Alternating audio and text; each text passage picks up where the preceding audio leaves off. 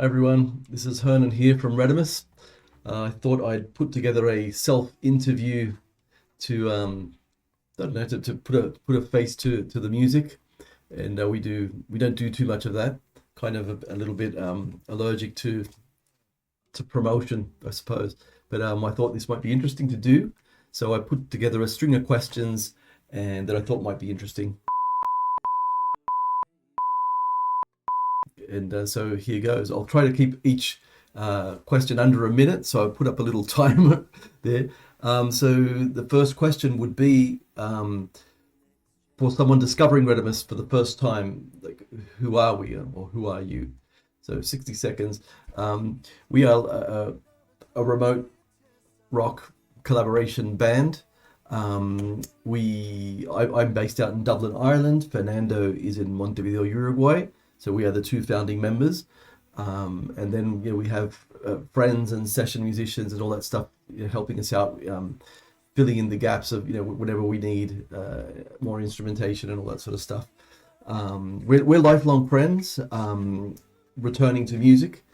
So we've been at it for a couple of years now, 3 years with Redimus, releasing singles here and there, and it's a good way to keep in touch. So because of the distance, and and so we work both in Spanish and in English. What is the origin of the name Redimus? Okay, less than 60 seconds. The idea is it's a Latin-based name. We were looking for a name for a while, like many bands do.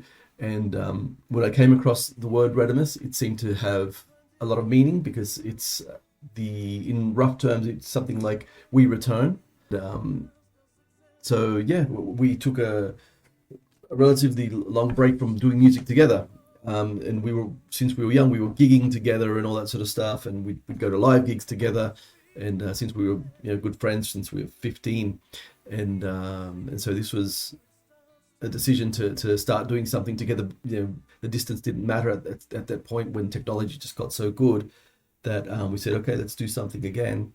And Redimus was the perfect name. So that's the origin.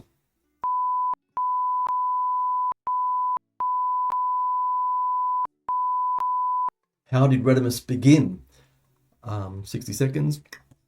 We reconnected with Fernando really on the music front after COVID. Like we were always in contact. I'd be returning to Uruguay regularly, at least once a year, and but at that point, obviously COVID, we didn't see each other for a long period of time. And when I got to Uruguay at some point, and I saw how he was set up, how his home studio was set up, I said, "Wow, this is really nice, really good," and realized that the technology is now at a point where this can be done, like I said previously. So things kicked off from there, and it was a way of making songs together about keeping the friendship fresh. It's kind of hard at such a distance to be on top of your life's events and everything. So in this way, we're always in contact, not always because of the music, and so it just gives you a project in common, and it's just a really good way of keeping in contact with a pal. How did growing up between two different countries shape you? Well, I was born in Uruguay. At a very young age. We left for Australia, and I grew up there until I was 15 when we returned to Uruguay. So yes, very much so between the two worlds. At home, we would speak Spanish and had a lot of Uruguayan and Latin American culture influence around us all the time. But obviously, you're immersed in Australian society, so you're also there's many values, and the way you see the world, I suppose, it does have an influence on you. And then returning to Uruguay, the I had both cultures very present. So I suppose in terms of language, it affected me that because I was completely bilingual in both, no accent. So yeah, I suppose that's something that shapes us. And Fernando as well has a lot of influence. His family was originally from Paraguay and also migrated to Uruguay. So there's a bit of an.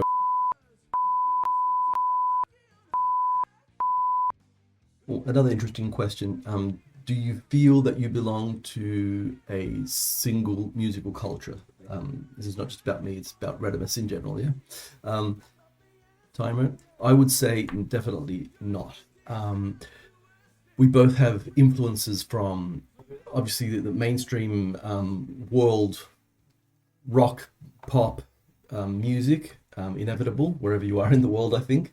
And Latin America has its own big scene. And so growing up, we would have had, idols or stars from different hemispheres, really.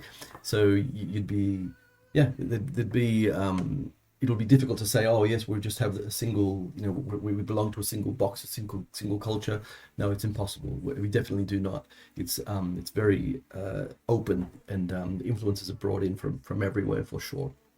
In my case, I was even exposed to a lot of Andean music. I would be playing, it's charango, sicus, Chilean, Andean, Peruvian instruments as well. So apart from rock and pop that I was really into. What was music like, or what was the music like around you when you were young, or when I was young? Well, I suppose I grew up with my mum's eclectic vinyl collection, which included everything from ABBA to Air Supply to Sheena Easton, all that sort of thing, John Denver, so the Beatles a lot. But then, I'd also be when I on my dad's side, a lot of folk music, a lot of Latin American trad music, a lot of Uruguayan folk music, going from Cita Rosa, Olimareños, and all these artists from Latin America as well. So there was a lot of music in the house for sure, but from very different, different cultures. And I'd be very much into at that point artists like Prince and like Michael Jackson, obviously, and all that sort of thing. But I'd also have a strange like, tangent, which would be into the rock world. So I'd be crazy about Led Zeppelin, Van Halen, all that sort of thing too. How did you start playing music yourself, Timer? Well, when I was about 13, I'd gone to a concert with my parents of a Chilean band called Ijapu, where they were playing the panpipe, zampoña, and a whole bunch of instruments. And I could feel the vibration, and it was just so impressive. And it stirred something inside. I said, Dad, I'd love to play that. I'd love to, to understand that more. And he knew a panpipe player in a band, and I ended up going backstage at some point at another concert, and this really lovely guy, Jaime, said, well, come over to the rehearsals at some point. I was just a kid. I went, and he gave me my first panpipe, just gave it to me. He said, look, you go for it. And well, from then on, that was it. I started learning music. I started going to music lessons. I was learning to play zampoña, the guitar, and other instruments, and reading music and a bit of that sort of thing. So that's where it all started. But then in Uruguay, it was mainly guitar based when I was 15, because that was the more popular instrument for gatherings and that sort of thing. And so yeah, that's pretty much how it's all started. What did your first bands teach you? Well, it's demanding, needs discipline. You do need to show up for rehearsals, prepare, and the road is hard. Have the traveling. The road is hard, and if you're a musician, you're gonna have to travel. It's part and parcel of it. This day and age, it's a bit different, but yeah, particularly it mainly covers bands, because I wasn't doing original music at that point when I was in my late teens, 20s, and so yeah. But it did teach you that it's music is wonderful, but it is demanding, and you do have to put in a good bit of work to make things function, to make things work. Why did you step away from music, and how did you get back into it? Well, it was gradual. It wasn't one specific event. I was a software developer, a stable job, family, and you get lulled into that routine, and it never stopped. Music never stopped. It was always there in some shape or form, but it just wasn't center stage anymore, and so yeah, you kind of start losing focus for a while, and I went over to the dark side for a bit. And so yeah, no, but then I suppose COVID was another big event that changed everything, because when I finally got back over to Uruguay, saw Fernando set up how technology was allowing this to be a possibility. I said, well, yeah, definitely. I have to set myself up over there, and it was a great way to keep in contact and all that sort of stuff, and have a common project, and that's where it all started. How does the Redimus process work?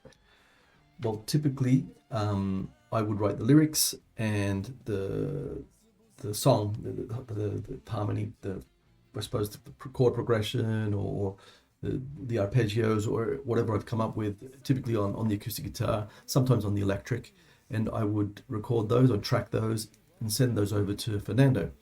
But then Fernando on his side would do absolute magic, where he'd make space for different instrumentation, or add an intro, an outro, bring in a hook that wasn't there, or so yeah. Sometimes if I'm not too convinced about a song, but I wanted to finish it, and this has happened, I'll send it over and say, look, this song's kind of on its last legs, but it is finished in my eyes.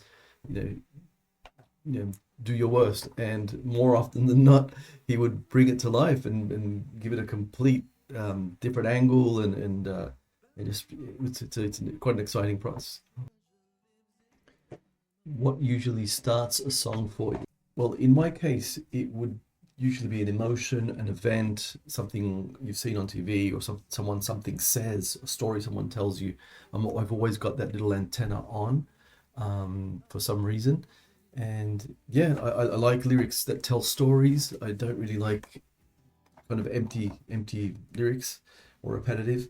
And so I'll always try to fit in like a storyline of some sort, and to say something. And but yeah, it's not. I find it hard to make upbeat songs, so I struggle with that. I have to push myself, or pull myself out of that kind of mindset sometimes when it's more on the nostalgic side, or on the down, and I have to kind of pull away from that purposefully, because I do have that tendency. So yeah, completely happy songs are harder for me, really. Do you write in more than one language? Well, that question, obviously, I wrote it down and I wasn't thinking, of course. I speak two languages, only two possible languages that I would write in English and Spanish. I do speak Italian, but I don't consider myself absolutely fluent. I speak very well, but not to that level. So there's no excuse for me to not write in Spanish and in English. And so every song we do in Spanish, I want to do an English version, vice versa. So yeah, there would be no excuse. It's part of my life, part of my history. Both languages are completely part of my DNA. So definitely no excuse to not write the same songs in Spanish and English. The meaning sometimes changes slightly, or some metaphors that in English just don't translate well in Spanish. And the same way, like the best example is something like The Veil, one of the recent releases, that in Spanish it's El Umbral, which is threshold. So for the life of me, I couldn't find a way of wedging the word threshold into, what's the veil today? The veil seemed to be more appropriate. But yeah, appropriate. But yeah, that's no excuses. English and Spanish have to be there always. How would you describe the music? Rock, maybe melodic rock, pop. But yeah, definitely that's the kind of the box we're in. But there's a bit of everything in there. If you listen to some of the songs, there's some ballads that are not really rock ballads, I suppose. Sirens is just one that sticks out like a sore thumb, but it had to be done because I just love the whole concept of it.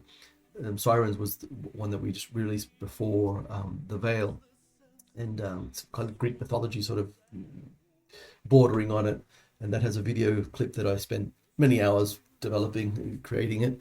It wasn't just a simple thing, but if you want to go on over, have a look. It's took me months of work, and I'm quite proud of it. And but yeah, it's one of those things where the music is atmospheric. It's introspective to some degree, I suppose. The lyrics always have a storyline, but it is rock, pop, definitely. What makes a song finished for you? Well, yeah, you always want to perfect the song, no matter. So there comes a point where you have to cut it off and say go. but it has to be very close, obviously. But I'd say that the emotional core still works after you're growing tired of it. It's because it's good, and you have to pursue it. And it keeps calling you back, I suppose. Then you have to be able to live with it after repeated listening. There's no point after you've listened to it the fifth time, because you have to listen to it a million times when you're working on it. If you've gotten sick of it, then there's something's wrong. So it has to survive repeated listening, and our process matters with that, because you just have to work at it so much. And we're not trend chasing. We're not really, we're not doing the whole there's no industry pressure on us to get songs out. So a song's finished once it feels complete. Yeah, there's no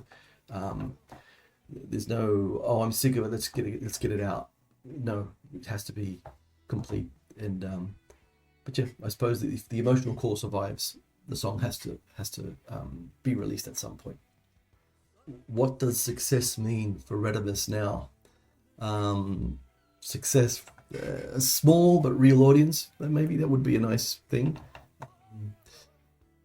People who understand the band, what we're doing, the type of music we're doing, and people that just look forward to the releases. That they're curious about what comes next. I suppose that's success for us. Obviously, we're not after any vanity metrics, and we're not going to be on top of the billboards and that sort of stuff. Top 10 songs. There's no room for that. We know where we stand. But yeah, we just want to keep making the project, I suppose, sustainable and meaningful. What do you want listeners to understand about Redimus? It's a nice one. Well, it's not manufactured. It's not an artificial kind of setup. It's all quite sincere. The band's based on a real friendship, real history.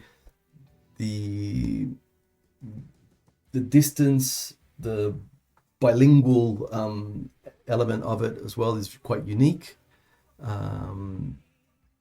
And yeah, just a sincere love of songs. And yeah, I suppose we love melody and lyrics and guitars and atmosphere, and we hope that listeners understand that too and can enjoy that as well.